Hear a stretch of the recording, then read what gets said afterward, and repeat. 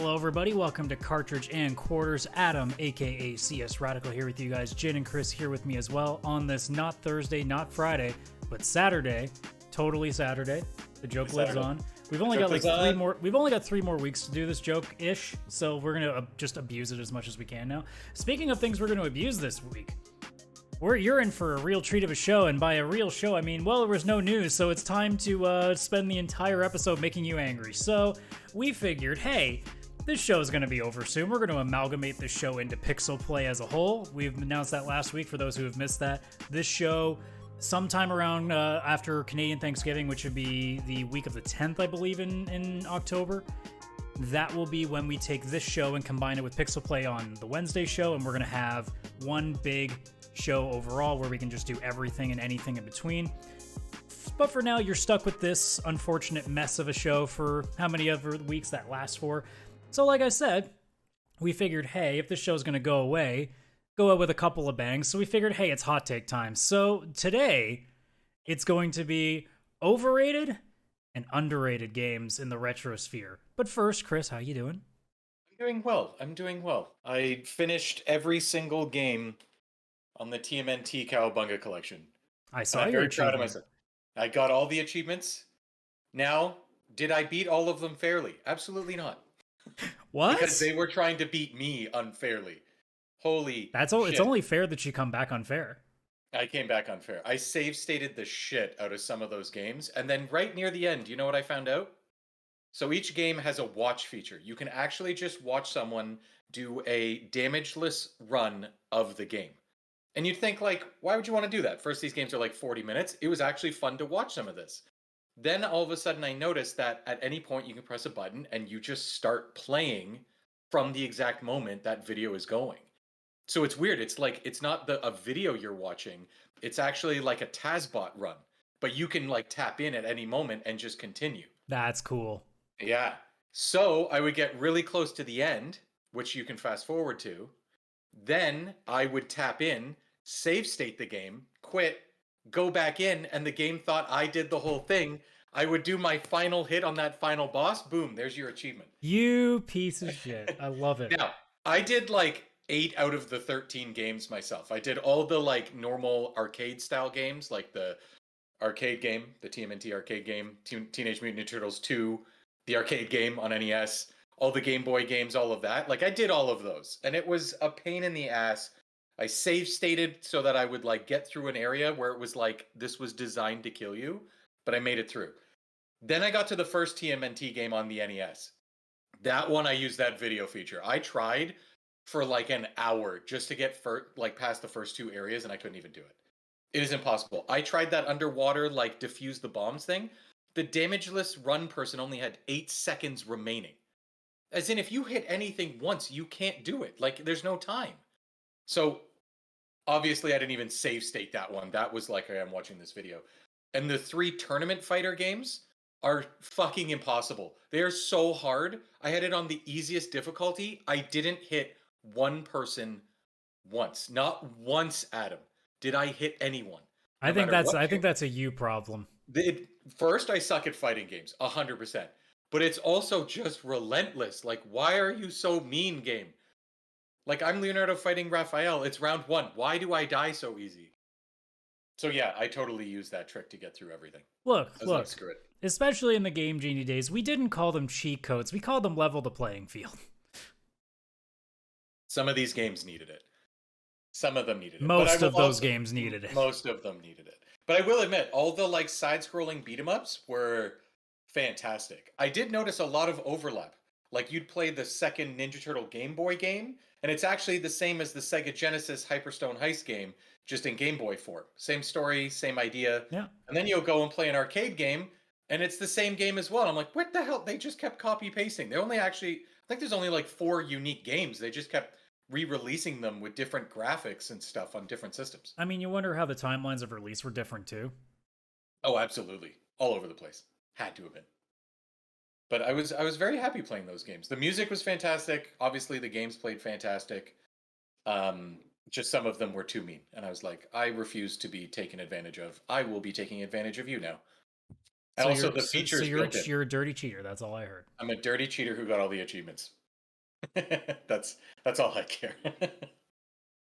So I'm great. How are you?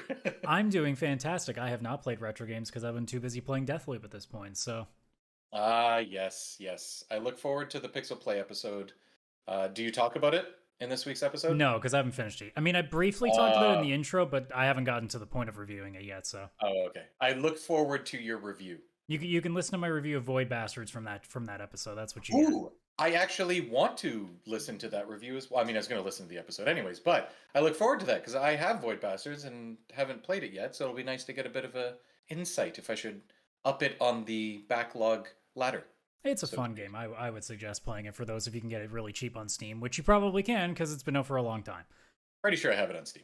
But enough fun here. Let's start making some people angry, shall we? And we're not even out this week and we're old yet, so we're not even at that point of making people angry at this juncture. So Yeah, that's when I get angry. So let's make other people angry first so that when I'm angry later, it's worth it. So we're going to go back and forth here. So we're going to start with one overrated and then one underrated, and we'll just keep going until eventually either, time is of the essence or, we just run it all together. I have a decent list that I've tried to put together, and we'll see what we all got coming in. But yeah, overrated is pretty self-explanatory. Games that you think are just maybe put too high on a pedestal, especially in retro gaming. It's very easy to find the kings of those because, well, there are a lot of golden thrones over the last, 40 30 40 years of gaming that we've seen. Oh yeah. I mean, it goes all the way back to really the NES, I think, is where most people would take from. So yeah, we're looking at 40 years at this point. So there's quite a few things to choose from. Underrated is a little more difficult because, well, back then there weren't exactly like thousands of companies rating these games. So, if you're going by a physical score, it's not as simple. Underrated to me just means like games that either didn't get enough love upon release or just aren't talked about nearly as much in the annals of like other retro games, especially Absolutely. around the same field. So that's kind of how I viewed that as. Yeah, So, totally agree. let's start with overrated number one. I'll go first and then we'll go to you. We'll just go back and forth. I'll just go for the jugular right away. And keep in mind, none of these games that I'm ever listing as overrated means they're bad games. I just don't think they're all-time greats the way that other people do. So I'm going to start off with the big one, Ocarina of Time. Whoa. Right. Like you just came in, stab, stab, stab. Like you just I told you. oh, shit. And like I said, Wow. not saying Wow. it's a bad game. I'm not even saying it's an average game. I'm still saying it's a good game. But those who pretend like it's one of the greatest of all time to me is absolutely destructive, considering how many much better adventure games. It's not even the best Zelda game of all time, because that's Link to the Past, without question. Actually, I'd even put a Link Between Worlds now above Ocarina of Time these days. And I think, in a lot of the cases too, with the games that I'm going to talk about, a lot of it's nostalgia. So a lot of people it's the big one that they remember. So it's easier for that. Like, there are some games where they absolutely deserve everything they get. Like, I'm not going to sit here and say Super Mario World is overrated, and that's just not going to happen here. Ocarina, though, is a game that I can go back and play and go, this has aged poorly, and also there are a lot of decisions that were made in this game that I don't agree with in retrospect. Now, it's a little bit harder in this age because N64 games are naturally not going to age as well compared to others. Absolutely. But so taking away like the graphics and whatever else, the idea that a game that is supposed to be like this open adventure game where everything is gated to you is kind of obnoxious. Like, all I can think of immediately is is Death Mountain, where you can't get through it because you need to give a letter from Impa to the guard, even though that clearly that fence is climbable in the same way that you've climbed 1,000 other things in the game. And this is also now coming from a later on in history where Breath of the Wild exists, where you can climb a goddamn cliff and you can't climb this little fence. But a lot of my problems with that game is more mechanically, in the way that a lot of your progress is limited based on you having to go down this very linear path, which, whatever, that's fine because that's games back then. But then on top of that, the dungeons itself are not nearly as interesting and unique as people remember them, because every dungeon pretty much goes under the same formula. The big treasure at the end is for the boss at the end. So there's no mystery, there's no suspense. Whereas you play Link to the Past, for example, and there are items that you can get from different dungeons that work for different bosses. There's even, I think there's an item that you get that's not even related to a dungeon that works really well against bosses. So The idea is that Ocarina of Time doesn't feel like an adventure game where you get to go freely so much as you're playing like a level based game that's claiming itself to be an open adventure game. And I think I because see. of that, I do have issues with people saying like it's one of the best adventure games of all time because I don't really feel there's as much adventure as people think there is. It just feels that way because the world is so much bigger than what you're used to in games, traditionally at that point. Yes, yes, that is true. It is more Also, the linear. combat is not great in retrospect. Z targeting was a terrible idea. Yeah, Z targeting is tough. It was great probably at the time. I don't remember having complaints too many at least back then, but definitely trying it now, it's rough. Yeah, Rough to like go to back call to. an all time great now to me seems like the nostalgia glasses are on compared to other games, like I said, like Link to the Past that have definitely aged better. Not even from looks. I don't even care about the visual aspect. When you play that game, it still feels like a very solid game and has been replicated so many times if you just Yeah. look at Steam games. They understand that that formula is the right way to do it, and it's why you don't see a lot of games that do similarly to what Ocarina of Time does. Yes. That is true. That is true. Yeah, it doesn't necessarily stand the test of time like Link to the Past, which is you can play that another 40 years from now and it'll still be just as solid, still as good. And also, I do firmly believe that Ocarina of Time should also lose points because it started the trend of chests that take way too long to open to tell you that you got 10 rupees. They make it seem so epic. But that's mine. That's, That's my that's jugular start. that's a start. Holy shit. I don't think mine will live up to that. Like mine I feel is still like some people will be like, "Are you kidding me?" But not like that. Oh my god. All right, well, I guess I'll go next. Follow that, um bitch. So my first overrated is I don't even know how many there were to begin with, but just like the Tomb Raider series, like the original Ooh. Tomb Raider series. I've tried playing those games on PC like within the last I don't know 5 to 10 years, whenever it was. Like it's horrible. Like the tank controls, just all of it. Like I'm sure at the time people were used to it because Resident Evil had it, Silent Hill had it. That was just kind of how you controlled people. And to me, it's just like I couldn't even get into those games. I couldn't. I wasn't there at the very beginning. Like I didn't play them in '96 or whenever they were out. But even trying as somebody like now going back, it was near impossible. I get the feel of it. I get it's like, oh, it's like you're an Indiana Jones, but you're more modern and cool and sexy and all this stuff. Character wise, Lara, amazing. Love it. I love the story, love all of that. But gameplay wise, I cannot stand to touch an old Tomb Raider game. I just can't. Yeah, especially now when you can see what games like Uncharted have done to that formula, it have made it so much more palpable. Granted, this Yeah. is still coming from a guy who doesn't even think the original trilogy is that great, but Mhm. after playing Uncharted 4, like, you know, it's definitely improved upon it. The newer Tomb Raiders have also done a little bit better as well. Oh, I love those. I do not include those in there. Those are fantastic cinematic adventure masterpieces in my eyes. Yeah, Yeah. I don't have much of an opinion of the original ones. I think I might have played like when they used to have the old demo discs. I think I played Tomb Raider, but Yep. I've never actually played one in full in terms of the old ones, and that also includes the soon to be retro PS2 ones, which are even worse. You could argue because I've played Angel of Darkness, and that is that's a pile of shit. Yeah, I don't know I if didn't I play the owned original that one. PlayStation ones Huh. though. Yeah, I tried them on Steam. I think this was like back in 2014. But I mean, still a lot more recent than they came out. And with like a very modern controller, and I tried keyboard and mouse. Like, oh my God, you'd run into a tiger or something in a cave, and like you're dead. Like the tiger just kills you because you're too busy trying to like figure out how to turn and walk backwards. Like a fucking tank. It's Yeah, kind horrible. of, kind of like how annoying Resident Evil games could be in terms of trying to get around stuff because the controls were Yes. so dog shit back then. Yeah, that Resident Evil almost made my list for this same reason, but I figured I can't put like all these different series that have the exact same controls on my list, or that's going to get boring. So I went with my most hated, which was Tomb Raider. I mean, I won't overrate Resident Evil because how could I possibly overrate Jill Sandwich? And I think the Tomb Raider games are probably still very good games. I just can't touch those controls. No, like they're not normal. I don't know who thought moving a joystick back would make you walk backwards. No one does that. What character do you see doing that? No, nobody. Don't make them do that. I don't know. So that's my first one. All right, so then we'll move to some underrated stuff. Let me see what I want to pull out at the start. Okay, we'll go super roll with this one. I'm gonna start with Mike Tyson's Punch Out, the original for NES.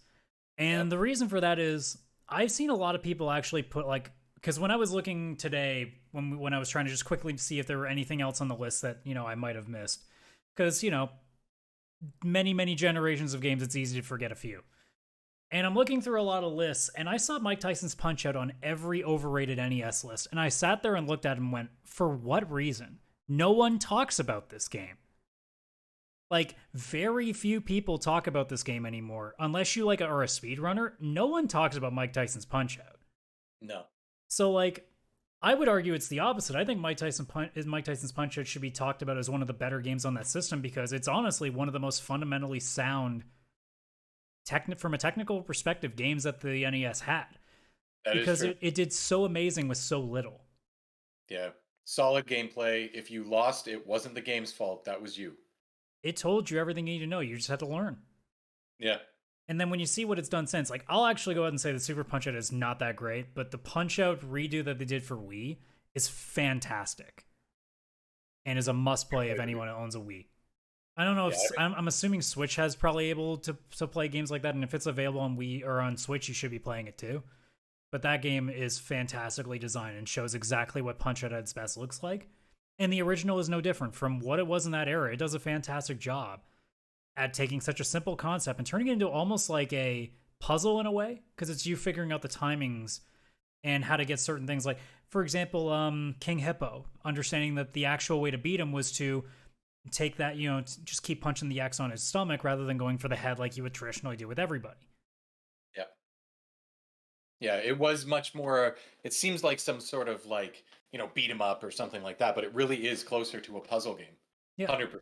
Yeah. I think it's honestly a misunderstood game by some people too. Yeah.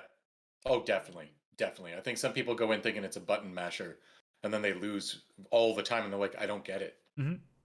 It's like, no, man, it's like real boxing. You got to defend until you see that specific cue where your opening is and you go for it, Yeah, that's a good one. That is a good one. I agree with you on this. All right, what you got for your first underrated then? I'm gonna go easy to start. This one is one I hold near and dear to my heart, and I think no one fucking talks about this. They talk about some of the new games now. It seems like it's having a bit of a comeback, but I still think a lot of people don't even realize the old series existed, and that is Mario Picross. And I know that's such a stupid thing to bring up, but Picross is I know a lot of people are now into it because there's Picross S8 is coming out. They've got 9 or 10 games at this point on Switch. And people are all like, oh, wow, have you heard of this thing, Picross? Okay, people, Picross has been around forever. And it was on Game Boy. And it was on Super Nintendo. There was this Mario Picross. And it was such a good series. Just simple puzzle game. You'd create a picture when you were done. And so many people just don't even know it existed. I'm even pretty sure that the Super Nintendo Mario Picross never came to North America. And it's on Switch now, on Switch Online, but it's only the Japanese version. That's why I believe. Well, yeah, but remember, us Westerners are too stupid. You can never put games like that might have any level of intelligence going on, which is why Punch Out being in here was surprising, because it was way too hard. That is true.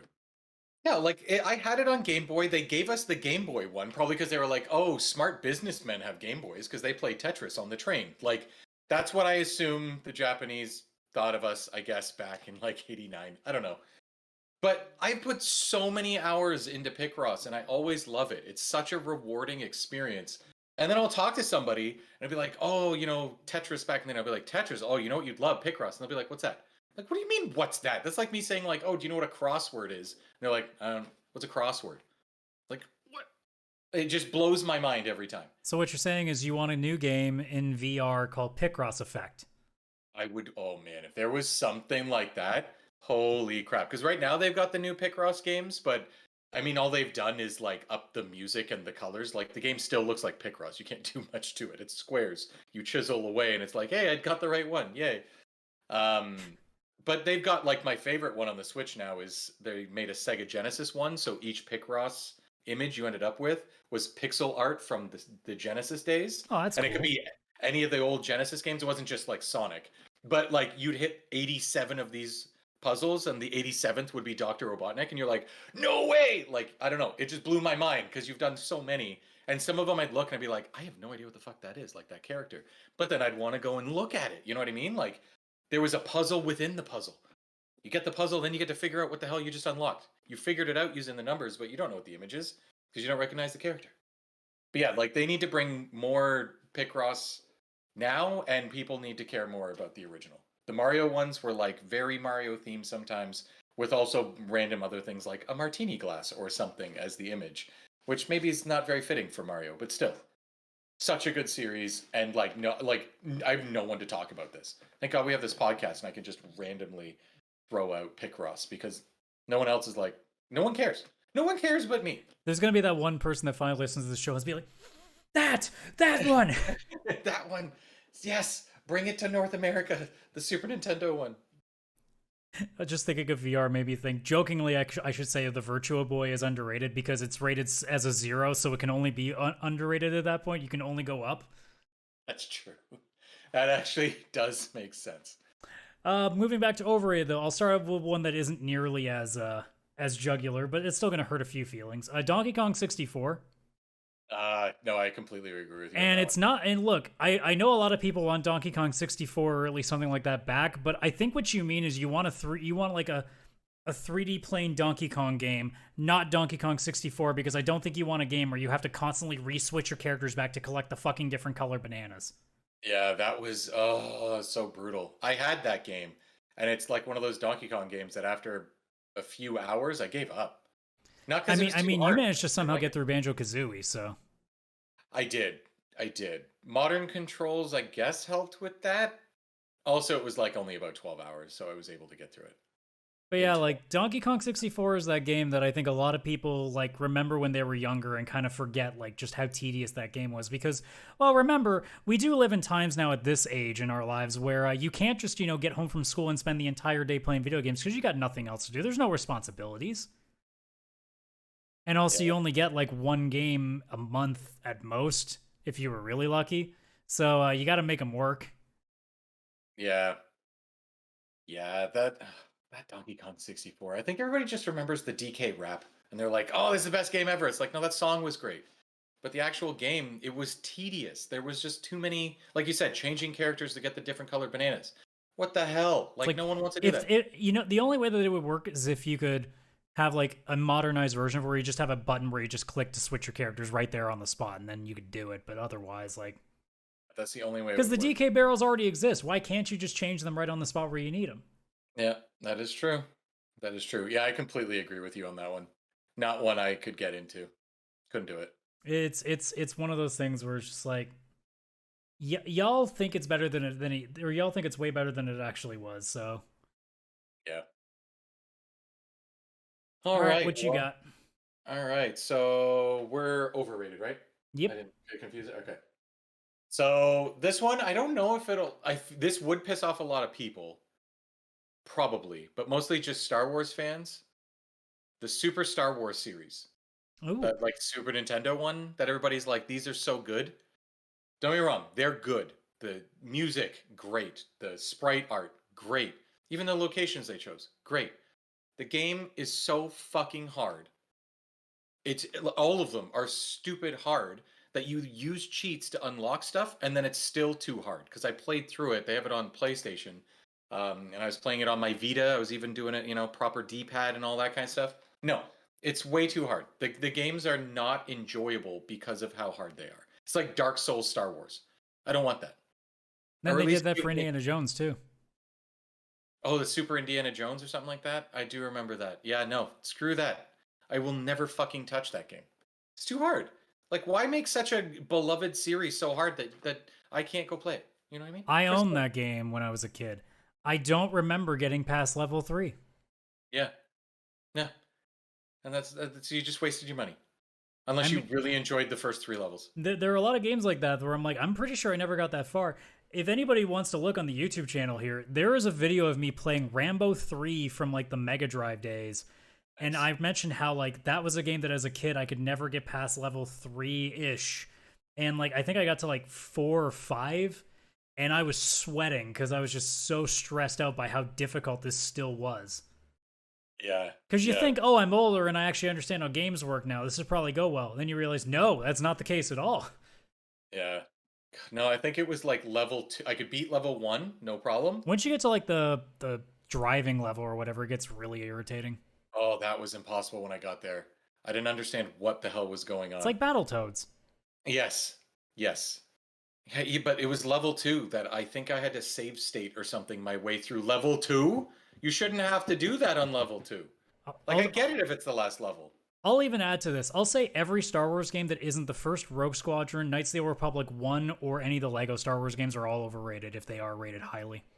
Like the old ones? Like the Yeah. retro game? Yeah. No, just even in general, like every Star Wars game that isn't Rogue Squadron 1, Knights of the Old Republic 1, or any of the Lego ones, they're all not that great.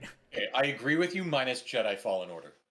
See, but I don't like that game. So You don't really like that one. I love that game. I've played through I've it heard twice. Jedi Outcast or Academy, whichever one of them is okay, but I have no opinion of that, so I guess I can't say it. I also have no opinion of that one. That is true. But moving back to underrated, let's see, what can I throw in here? I'll throw another one that's also a game that's not taken nearly as highly as it should be. Sonic Spinball, and I know you'll agree with this one. Oh, I completely agree. Holy shit. Yeah. I saw a list that put this as overrated, and I went, it's a pinball game. Who's overrating it? Yeah, I don't think that a lot of people like everyone's like, "Oh, Sonic 2, maybe Sonic 3 and Knuckles." Like that's it. Yeah, like I saw a lot of these lists when I was looking them up. I'm like, I think this is just literally clickbait because I saw some that even said like Donkey Kong Country 1 was overrated. I'm like, guys, come on. That person needs to be punched in the face Come on. as hard as But possible. no, like Sonic Spinball is simply put, it's a game that actually made pinball fun. Mm-hmm. Like, and actually interesting instead of it just being like, 3D space pinball that was on your Windows desktop the second it started, which got old after about 15 minutes. I did get pretty old, but I would still load it up like once every 2 weeks. I don't know why. It's like when you just throw a game of Minesweeper on for some reason. Yes. Yes. But yeah, no, Sonic Spinball to me is still the best pinball game that exists out there. I don't know if there is a better one if people have found one, but that's the one that stands out to me because I've played like all the weird off ones, like the Mario pinballs, your Pokemon pinballs. They're like Pinball of the Dead is okay, but it's not Sonic Spinball because Sonic Spinball is so unique to what it does with pinball. Yeah. Yeah, and just like the controls, how it worked, because you'd have Sonic on a platform and he controlled like normal Sonic, but as soon as you touch those pinball paddles, the controls changed and it became a pinball Yeah, game. it's almost like pinball where you still sort of control the ball. Yeah, it was such a good game. Now it was hard, but it was only 3 levels and it was beatable. And even if you just beat that first level and you were in the second level, like it felt fun to just do that and then you were like, I'm good to go. And you didn't have to play more. Yeah. It wasn't like Super Star Wars where you want to see the fucking story and you're still just on fucking Tatooine on the desert level that just looks like desert. I'd like something else, please. Well, what else? Something else? What do you got then? More underrated. What do you got? So I don't know if this one's really underrated. To me, I feel like it is, but the original Harvest Moon on Super Nintendo. So I know a lot of people talk Underrated. about, Some of these are hard to tell. It might even just be like Yeah. it's not talked about enough. yeah, it's not talked about enough. It's not given as much praise, I feel, for being such a good Harvest Moon game because everybody now, like, don't get me wrong, the newer ones are better. Harvest Moon 64, obviously a much better game. It took the original game and made it like perfection, right? And I know people talk about that one. And I completely agree that all the other ones are fantastic. You should play Harvest Moon / Story of Seasons always. But just that first one, I feel like some people have just never even touched it. Or they're like, well, why would I go back and play that one when there's these other ones? Like, that game to me, like some of the stuff it was able to pull off and like the addiction that it was able to give me at my young age with the music and everything. I still listen to the original Harvest Moon soundtrack when I cut my grass sometimes at my house. I don't know what it is. It's just that music from that first game. Again, part of this might be nostalgia just because I did play it and then progress with the series. Whereas other people have tried the new ones and they go back to the original and they're like, why would I do this? This is awful. But I don't know. I just find that game still to this day, I can put it in. I could play it like once a year and I would be happy every time putting that on there. So I don't know if it's necessarily underrated where people are like, oh, that's not a good game, or like, oh, I don't know. I just feel that there's a lot of emphasis on the later part of the series, or basically everything from N64 on. And that one does get put a little bit behind. People don't remember it as much as I want them to. Mhm. Yeah, no, I can see that. It's a game that I think you're right in the same aspect that like maybe underrated is not the right term. It's just more like no one talks about it because it's just kind of like it's the first one and it's not like where it was really polished yet. Like 64 is one that a lot of nostalgia people will remember. They'll also remember Friends of Mineral Town from the Game Boy Advance era. Now obviously Story of Seasons, and then Stardew Valley just took that and ran with the ball. Like Oh I yeah, th- what's the number that they've done now that's just insane for the number of sales? Stardew Valley, Over yeah, 20 million copies, which yeah, is unbelievable. unbelievable, yeah. So like they've taken that and run with it. But like Harvest Moon, I think just a lot of people kind of put to the wayside because they figure, well, we know that it's there, but we do like these ones more. Yeah. So yeah, I underrated still probably a good way of looking at it. I think a lot of it's just like it's not given enough credit. Yes, yes, yeah, for sure, for sure. All right, back to overrated, back to making people annoyed again. So I'm gonna go even deeper on this one. Star Fox, but I'm gonna go one step further and say I think the entire series is overrated, needs to go away. Wow. Because Nintendo has said recently that hey, not everything can make a comeback now. We got to focus on certain things. Okay, if that's the case, Nintendo, take Star Fox out because clearly you don't know what to do with them. Because I don't think they've made a really decent Star Fox game ever, and I played the original on SNES, didn't like it at all. I played the N64 one, didn't like it very much either. Star Fox Adventures is, depending on who you ask, either really good or absolute garbage because I guess a lot of people just didn't like the change there. I thought it was okay. Like it's probably the closest one that I like out of all the ones I've tried, and that's still not saying much. Star Fox Assault, I believe it was called, didn't like it very much, and then I think that's all I've done. But obviously, the newest one that they put on Wii U, I think it was Star Fox Zero or something like that, Yeah, was something like very that. widely like not taken receptively well. Yeah, I didn't even try that one. Like I don't know what Star Fox needs to do, but like I don't feel like what they're doing with it works. I don't know specifically how they can change that. I think Star Fox maybe would be better off more as like a third person adventure game rather than a flying game because I don't think they've made it really that fun to me. And I don't Okay, okay. honestly, I'll even say like I don't think a lot of games actually have done space flying very well either. Mm, It's really hard to find games that do it well. Like Rogue Squadron, as much as I do like it, is still pretty janky. So like it's mhm. really hard to find games that take that and do it decently because a lot of it just feels like fly around in complete blank space doing nothing and then once in a blue moon just pointing and shooting at the same couple of things over and over again. It doesn't really feel like it's that intense. So it's hard. Like I think that series as a whole, and I'm specifically singling out if I have to the SNES game because it looks like trash and I think it also controls like trash. But granted, it's probably a proof of concept and really testing what that console could do back then. But regardless, I don't think it needs to be talked about like it's a game changer in the industry because I don't think it actually was. I will agree that I don't think it changed a lot in the industry like they thought it would, because there isn't a lot of these other rail shooters or anything like it didn't. Super Mario Brothers created platformers and they're still around and there's a ton of them. Like if Whereas anything, I'll go play Panzer Dragoon at this point. yeah, yeah, I don't think that like they created a new genre that's like still like so loved and so everything. I think it's a very rare occurrence to actually see a game in that. Now, I don't necessarily agree with you that I didn't like the first two. Those are actually the only two that I do like. I think that's also big nostalgia for me though, just because I did play them a lot with friends back in the day. But yeah, I don't think that they changed anything in the industry. I think that, in my opinion, there are two games that to me were fun.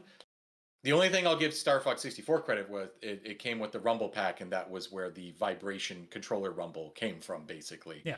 So they do have that, but I mean, that has nothing to do with the actual gameplay or the game. They just decided, hey, we get hit by bullets, controller shake. Yeah, I would say that it's at the point now that Star Fox is lesser known for what it is, and so much as it's known for. This is where one of the most used characters in the entire Super Smash Brothers franchise came from. Yes, this is true. This is true. And they did Fox is slowly turning into Ness. Yes, he is. Yes. You got any Oh, more right. overrateds? I have one more, and it's oddly enough, you just gave me my transition, and this one's gonna hurt, I think, some people, but my answer is Earthbound. I It's don't know funny. It's why. on my list too. Oh, I don't know what it is because when you break down the story, I've read all about the story. I've seen reviews of it and stuff, and I can see like, whoa, that's actually like mind-blowing, some of the ideas and the themes that are put in this game and all that kind of stuff. So I think the writing is top notch. But other than that, there's something about, I don't know if it's the characters or the setting or the art style. I see why people like it. And I think that on paper or to everybody else, it's a really good game. I just have never actually even finished it. I have tried a couple times. I've owned it on, I think it was the Wii U. It came out finally for like the virtual console or whatever. I got it. I tried like 3 times to play through it and I couldn't. I would get to about the same spot, which wasn't very far in, and I was like, I don't know, I just don't, this isn't grasping me. I don't know what it is. I don't know. The grind is a big problem that I have with it too. It's Hmm. very much like a traditional JRPG in that it's there's a lot of work that you got to do with it. And I would say in pertaining to why people remember it, it's because it's as unique as it is. You know, Yeah. it's a look that's different, it's a feeling that's different, and it has almost like it's real but it's not because of the way that it's kind of like based in like normal everyday life. Yeah. What I would say to it is that I don't think Earthbound is a good game, but what it did is it laid a foundation of like eccentricity that was taken later on by Undertale and made it into what it actually could be. Yes. Yes. Yeah, 100%. Yeah, I think it's just like the characters, like, I don't know, they're all like just kids and they're not like overly unique and interesting to me for some reason. And it is just like real life walking around. It's like, are you Harvest Moon a simulator or is this an RPG? Like, what am I playing right now? Mhm. Like, but I do think that the writing and everything, because I have read about a lot of that, is top notch. Like that is adult themes thrown into a game that you wouldn't expect to I actually would be. be curious on what a new Earthbound game would look like today. Yes. I would definitely check that out. Now, I would be really interested too if, say, I'm why am I? I think it's Toby Fox that does Undertale. Yeah, I Um, think so. but either way, the creator of Undertale, if they took that sort of like vibe and just made like a traditional turn-based JRPG rather than doing what they're doing with what Undertale was, I would be very curious to see what they do with that too, because the quirkiness is what I think a lot of people remember about Earthbound or Mother, depending on which way you look at them in terms of their releases. But I don't think Earthbound as a game is as good as people remember it, and I think it would be something that with polish and like a more modern system could make better. Yes. And again, we're not saying it's bad. We're just saying it's definitely not like the legendary game that I think a lot of people say. Like we've talked about it too as being a game that like is of legendary status to people. But at the same time, I think in some ways it's a nostalgia thing and it's also just remembering the good parts only of it. Yeah. Yeah, I think so too. Yeah, you're hitting it on the head there. Because if there was a new Earthbound game, I would be glued to the trailers and the news like crazy. Because it would Because be a very interesting art style to see now. yes, and if they did it like where they fixed up a bit of the characters or the surroundings or the scenery, or I don't know what it would take, but still kept that clever writing and everything, I think I would love it. There's just something about that Super Nintendo one. I can't do it. I mean, Earthbound as an anime would be fantastic. Yes, I would watch it as a show. I could watch it a lot more as a show, especially in anime, for sure. Actually, only in anime. I couldn't watch it as like a normal. Yeah. Like if it was done by Netflix, Live like action Earthbound. Chris Pratt is. both voicing and starring. Like, oh, he would be. All right, underrated. We're gonna do one more full round of underrated, and then we're just gonna go through whatever's left because you said you didn't have any more overrated left. I've got one, so we'll finish with the overrated. But I'll And one give underrated. my last like full underrated. I'm gonna go with the Bouncer because I think that's a Oh game that was yeah, widely just destroyed on PS2 when it came out, and yeah, I think that a lot of people need to go back and look at that game for what it was, which was a SquareSoft game that was a beat 'em up, and that's it. Because people was like, "Oh, the writing doesn't make any sense. It's a SquareSoft game. Did you expect any differently?" We love Kingdom Hearts, yet is Kingdom Hearts a very good, well written game? No, no, it's not. Any idea what Is Kingdom any Hearts? Final Fantasy well written? For the most part, not really. They're No, kind of not weird. They don't yeah. make any sense after, especially in the second half of most Final Fantasy games. They stop making sense because they throw at least 7 new villains in that didn't exist in the entire game. Oh yeah. Yeah, I don't. Yeah, fuck But Square. honestly, like to me, the bouncer actually does really well, and it's one of those early games in terms of voice acting, in terms of like the proper 3D animation that we see now in most games. I think the battle system is actually like a lot better than people remember. The music is actually really good in that game.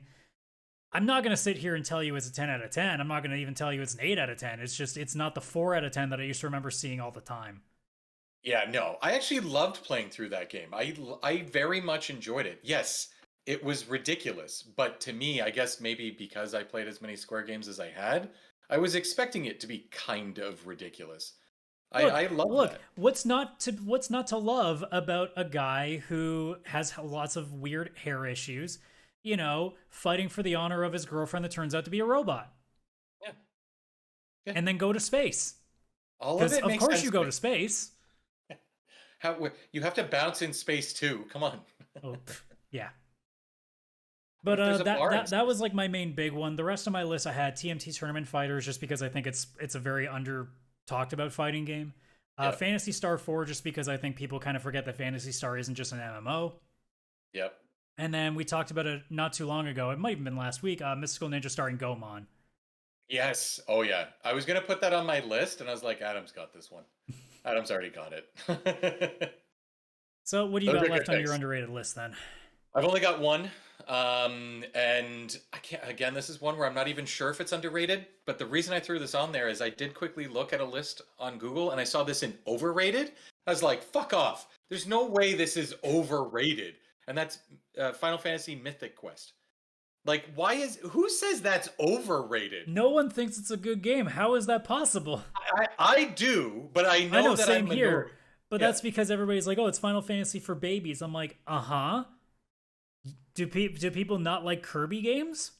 Yeah, that's why I liked Final Fantasy. It was actually my first one I played through personally because my friend had four. I tried four, and then I was at EB Games or GameStop, and I was like, I don't know, 12, and I was like, all right, I got to get me a Final Fantasy game, and I was looking around, and four was not available, sold out, or very expensive. Well, also because 4 wasn't on the shelf because we didn't get 4.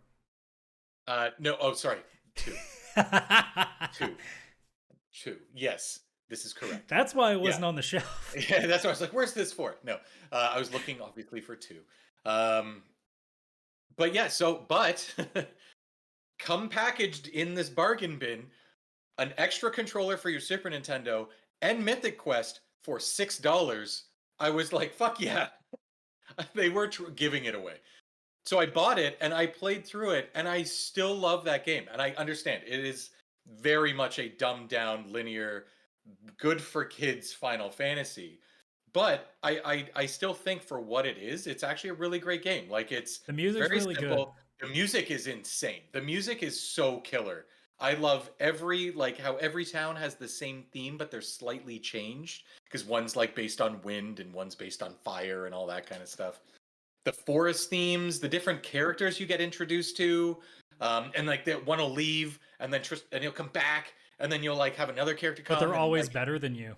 and they come back super jacked somehow. It's like, where did you go? Like I've been fighting bosses like It's like, crazy. I just fought a giant dragon. What the fuck did you do? Yeah. I took out an ice palace. Where were you that you have gained 20 levels and I've gained 5? They were the ones fighting turtles, over and Yeah. over and over again. Yeah. Yeah. But like the game never felt grindy because if you wanted to grind out levels, there was like the battle spaces on the Yeah. map, but you could only do like 10 battles and then that space was empty. So you couldn't, they built the game where it was like, all right, there's a set amount of enemies in this game. You can't just walk back and forth and do battle over battle because on the map it showed the enemies. And then of course there was the battle squares. So, it was kind of like you could go and grind, take out a couple of those squares, you do 30 battles, but you felt like, all right, I did it. This entire area is cleared. No more battles, and I am stronger. Let's move on. So, like, you could take out every enemy in the game, and it never felt grindy because there just wasn't that many in the end, anyways, and it wasn't randomized. So you got to choose every battle for the most part that you went into. Sure, obviously some hallways were blocked by them, but you still knew the enemy was there and you knew you were getting into a battle if you wanted to continue. So I don't know. I get it was like a much more dumbed down one. The world map was actually more like Super Mario World, where it was just like selecting the path you took. There wasn't a lot of variety to the different levels and all that, but I still think that that game is fantastic. It's not like Final Fantasy like 10 Yeah, don't or compare him anything to the like that. main line. No, it's but as a side one, I think it's the best side Final Fantasy If almost you that. honestly wanted to introduce people to turn-based JRPGs, this is the game to do it with. Yes, the introductory game. And I think that's why I'm so into JRPGs. I actually blame that game because it was so easy to get into and it helped introduce me to the mechanics that were going to be in the newer games. Yeah. Yeah. So, of course, I said I have one more overrated left. So we're going to leave it to, of course, another Final Fantasy because it's obviously a thing that I've mentioned a number of times. I think 7 is overrated. Yeah. The original 7. Yes. Because now I've played the remake and it's like my second favorite Final Fantasy game, so, Oh, yeah. They definitely upped that game. And again, I know some people will be like, how dare you say it's overrated? I'm saying it's not the best.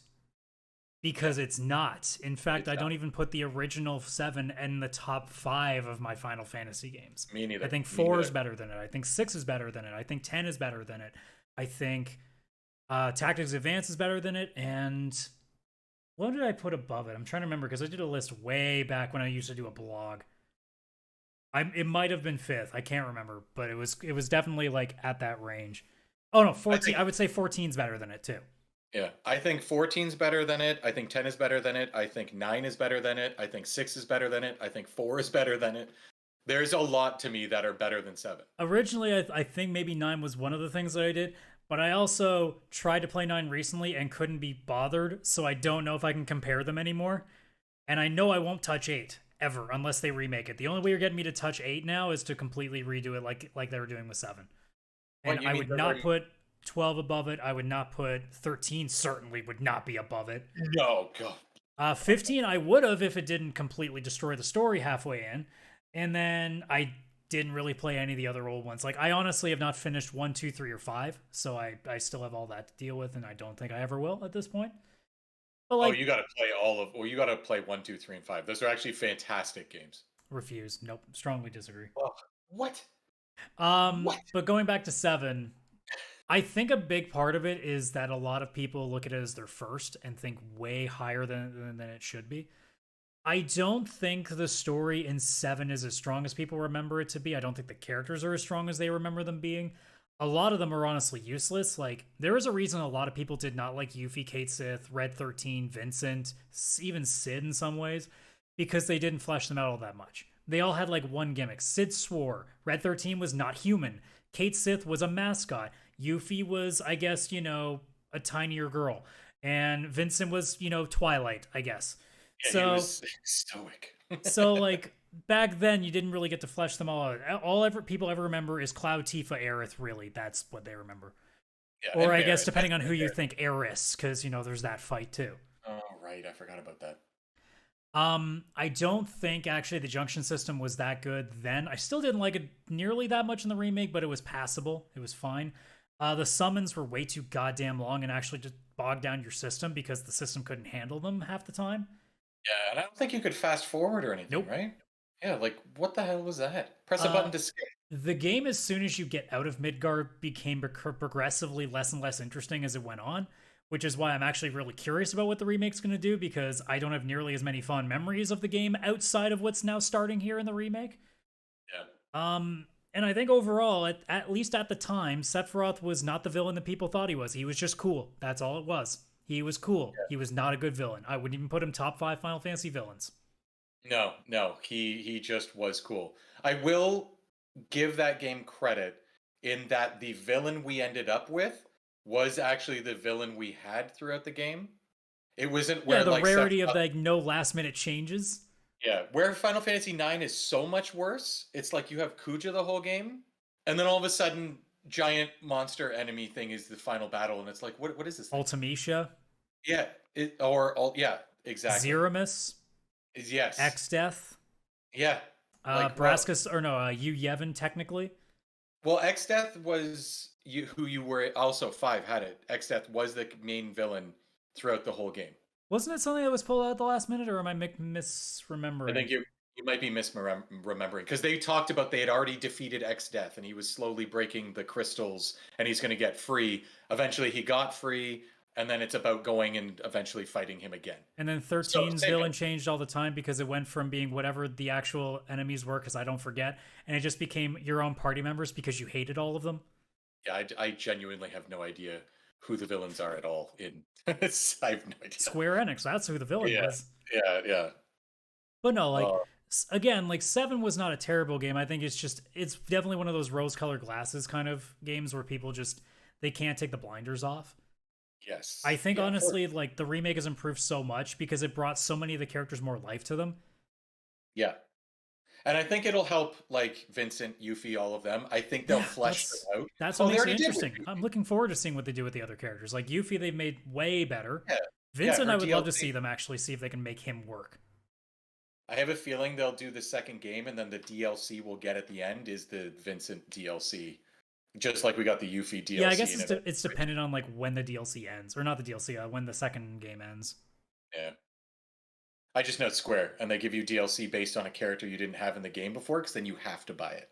Well, by that logic, that means we'll probably get a Zack chapter.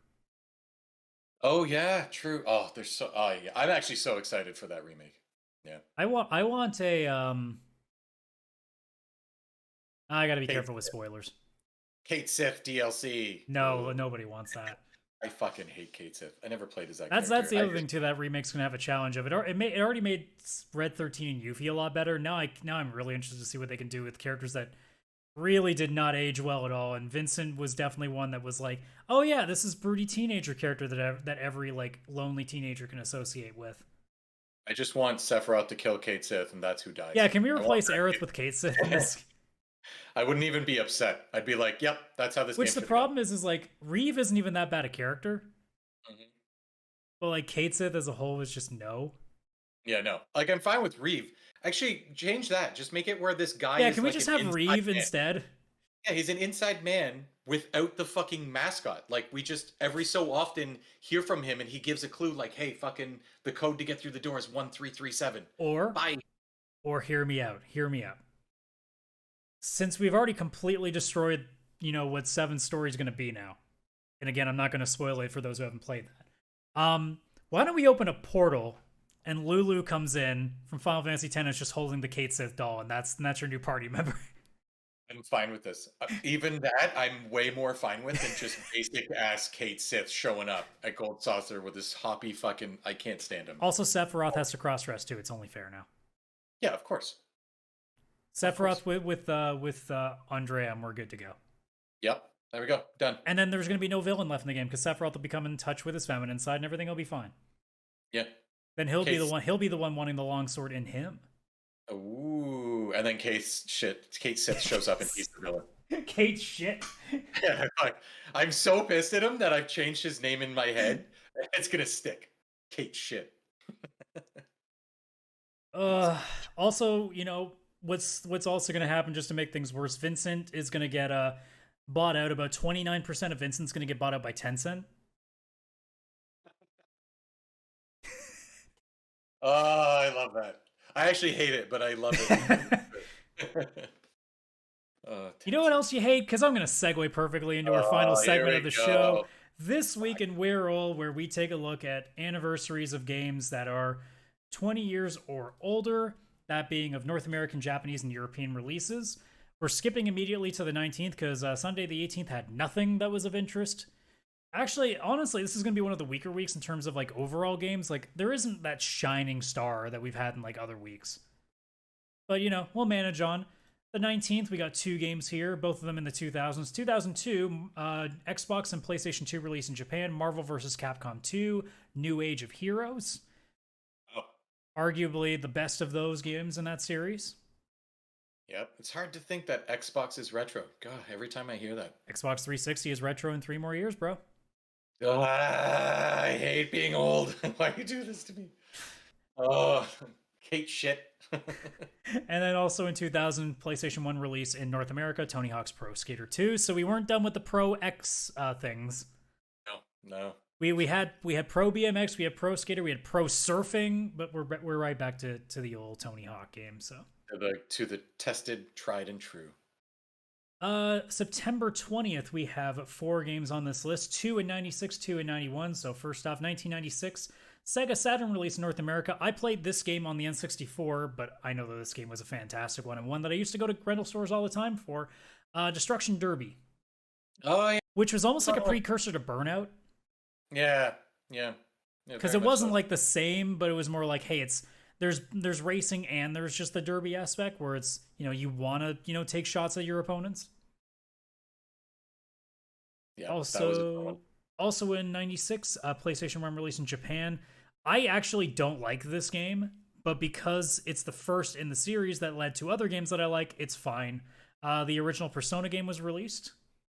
Oh, and I have never played any Persona still. I've tried playing 1 and 2. I didn't get into them nearly the same way that I did with 3 onwards.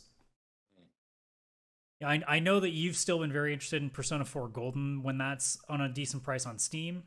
The thing is its normal price is a decent price. That's $23 Canadian or something. I guess it's more you're gonna have to spend like 60 hours on it. Yeah, it's more like that back. Oh, but now that I have a Steam Deck, fuck, why did I just remember that? Oh, that's such a Steam Deck game. You're welcome. Oh, damn it. You're welcome. Shit, I'm buying that. Next sale, I'll get it. Next sale. It'll be like 10% off. You're like, shit. It's all it needs. It's just so it's so affordable, like right from the get-go. And then, like I said, 1991, we got 2 NES Japanese games here. First one was Dragon's Lair, which people will remember as that like cinematic sort of point-and-click adventure. That game was hard. Yeah. You just died in one mistake and you're dead. The game that had like 1,000 different re-releases of it too. Oh yeah. What had more re-releases, Tetris or Dragon's Lair? Oh, I mean, it depends if you include all the different types of Tetris that have come out. Just Tetris on its own. Just Tetris on its own? In name, just Tetris. I mean, I might still give it to Tetris, but Dragon's Lair might win. Let's see. I'm just looking at the amount of... So I'm not actually gonna research the answer to this because that's a lot of work. But here's all the different platforms that Dragon's Lair has shown up on, according to Wikipedia. Laserdisc. That should tell you already how many places this got ported to. I get just one. Arcade machines, PlayStation, NES, Super Nintendo, Sega CD, Game Boy Color, CDI, I don't even know what the fuck that is, Atari Jaguar CD, Xbox, GameCube, Nintendo DSi, PC, Amiga, Nintendo Switch, TI 99/4A, and the Apple IIGS. Yeah, no, it's that wins. That's been out more than Tetris. Like, Tetris has been on a lot of shit, but they started doing, like, sequels and stuff. Can you play Dragon's Lair on a solar calculator? Probably. And that's no, wait, that's Skyrim. Sorry, my mistake. You said the CDI and you don't know what that is? I'm pretty sure that's that Philips CDI console that came out. It was like disc-based and they did it with Nintendo. They had like Mario's Hotel and that weird like cartoony Zelda game where you play as Zelda and it's all like hand-drawn and it's ugly as shit. I'm sorry, I was too busy remembering good things. Yeah, it's horrible. It's a horrible system thing. It was like a VCR that you kept under your TV. And the fact that Dragon's Lair is on it, it had like, I think it had an actual like TV remote, like a Wii remote, but not motion controlled. Well, excuse me, Prin Chris. Let's move on to the last game on this list. That is an amazing thing. I hope we say that from now on. Like I said, 1991 NES released in Japan. Mario Open Golf, which was the Japanese version of what we got, which was NES Open Tournament Golf. Yes, I did enjoy that game very much. September 21st, 3 games on this list. 2001 PlayStation 2 release in Europe, Dark Cloud, which I have fond memories of, and wish that a new one would get made because those games have not aged well control-wise. They do not control as well as they could. No, it's hard to play them again now. Yeah, completely agree. I would love to see Level 5 do that again. I think the last Level 5 game that was kind of like that was Rogue Galaxy, which was a little better, but still not as good as it could be. Man. Yeah, like imagine a PS5 release of like Dark Cloud 3. Sony would kill. That's just making me really want like a modern day release of Rogue Galaxy. Ooh. Oh yeah, true. That would also be really good. Just saying, if Sony wants to win E3 or whatever the hell it is next year, like Dark Cloud 3 console exclusive, like hello, that would people would be like, For us, oh, yeah. So I'm hello. sure there's a lot of people that be like, "What's this? Yeah, what's a Dark Cloud? Is this a Final Fantasy VII game?" Is this Final Fantasy 7? Moving on, Oh, 1994, Super Nintendo released in Japan, Kirby's Dream Course, yes. aka another game on the list of Kirby games I never played. Yeah, I never played that either. If it wasn't Kirby's Dream Land, I usually didn't try it.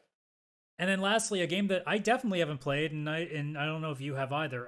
NES released in Japan in 1993, Tetris 2. Yeah, it's so fucked that they made a sequel because I bet you it looks the exact same as Tetris 1. Like, what do you do different? Like, I know that they have the Tetris effect and stuff like that, but I really doubt that Tetris 2 had a brand new crazy gimmick where it's like, well, this changes the game. It's probably more just whatever the borders were on the side changed to different. It's like, They oh, look, a added a new different shape. color They added popped the up. X. Yeah, right? Oh my God. X? Holy shit, that would actually fuck with me. What Tetris the hell do 2, you do X gonna give it to you. X gonna Okay, now I want it. Now I do want that. I would play it. The X would just fuck you. There's no that can't go into anything. September 22nd. Here's a game that I actually wish that we had, but we never got because it was a Japanese only thing. I've played a fan translation of it, and it's not bad. I mean, it would have been a game I would have loved to play at the time. 1995, Super Nintendo released in Japan. Bishoujo. Let me try that again. Japanese. Bishoujo Senshi Sailor Moon Another Story, which was a Sailor Moon JRPG. Yes, I do remember that. I do remember trying that on emulator back like high school days. It's a game that I think would have worked had I, been of age during that time rather than, 2000s where JRPGs were better. Yes. Yes, they did. They were better. Also, very surprised that, like, with Sailor Moon being as popular as it is now, that we never really saw, like, a major Sailor Moon game even here in the West still. Yeah, because we're still getting Dragon Ball Z games, and like there hasn't been a new episode of that since like the 90s. So I guess because we know girls don't play video games, right? Right? uh, Like, that's the amount of that's a well-known guys, fact, the right? amount of guys that would play fucking these I Sailor know, Moon right? games, like macho fucking typical guys who'd be like, never mind, there's a new I Sailor Moon mean, game. most of Go my play. mornings before school was catch the last 15 minutes of Sailor Moon and then watch the first 15 minutes of Pokemon before the bus came. Yep, Like, that's what I 100%. remember. I remember that too. But, like, yeah, with Sailor Moon Crystal getting as popular as it did, too, I'm surprised that, like, there wasn't I'm sure there were a lot of releases in Japan, but nothing ever made its way back here. That's bonkers. That's bonkers. Bring it over. I tell you, I mean, that's also Japan thinking it won't sell. Most of the Sailor Moon games I think we ever got were, like, there was, like, a fighting game, and I think we got a couple of puzzle games. I don't think we got much more than that. Oh, puzzle games. Yeah, I do remember the puzzle games. Also, 1995, PlayStation 1 released in Japan, the initial Rayman game, which I think we talked about recently because I didn't know it was on Sega Saturn, I think it was. Yeah, yeah, because I can't remember if I did know that. I've never actually played the original. Like, first time I played one would have been like Rayman 3 or something. I think that was Yeah, a the PS2 first one I game. played was the newest one, Rayman Legends, so. Oh, okay, never mind. I definitely played a lot earlier, but it was like PS2 days, not whatever the original Rayman was. Mhm. And then also 95 for the Game Gear in Japan, Tales' Adventure, which I never even knew was a game until recently. What is this? A game with tails. Oh. Oh, I do know about this. But the reason I know is because they did a Sonic comic on that. Sometimes it would be like, oh, special for Sonic comics.